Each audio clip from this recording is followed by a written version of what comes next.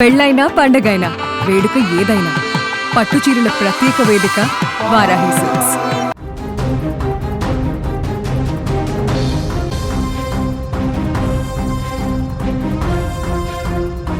జమ్మూ కాశ్మీర్లో పెను ప్రమాదం చోటు చేసుకుంది. ప్రయాణికులతో వెళ్తున్న ఒక ప్రైవేట్ బస్సు అదుపు తప్పి లోతైన లోయలోకి దూసుకెళ్లడంతో పెను విషాదం నెలకొంది.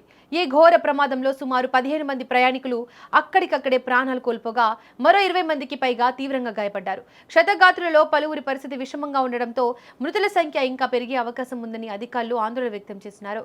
ఈ విషాదకర సంఘటన ఉదంపూర్ జిల్లాలోని రామ్నగర్ ప్రాంతంలో జరిగింది. రామ్నగర్ నుంచి ఉదంపూర్కు వెళ్తున్న బస్సు కగోట్ గ్రామం సమీపంలోని కొండ మార్గంలో ప్రయాణిస్తోంది. ఆ ప్రాంతంలో ఉన్న ఒక ప్రమాదకరమైన మలుపు వద్ద బస్సును మలుపుతున్న సమయంలో డ్రైవర్ నియంత్రణ కోల్పోయాడు. దీంతో ఆ వాహనం నేరుగా రోడ్డు పక్కన ఉన్న లోతైన లోయలోకి పడిపోయింది. ప్రమాదం జరిగిన సమయంలో బస్సులో పరిమితికి మించి ప్రయాణికులు ఉన్నట్లు సమాచారం అందుతోంది.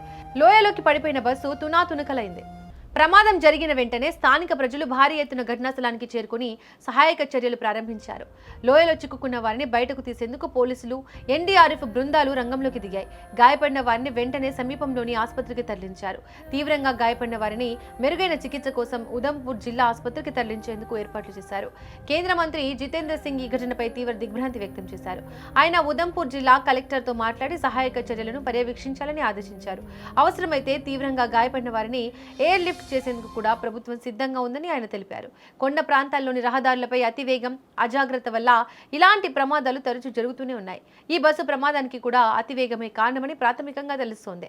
ప్రస్తుతం ఘటనా స్థలంలో సహాయక చర్యలు కొనసాగుతున్నాయి.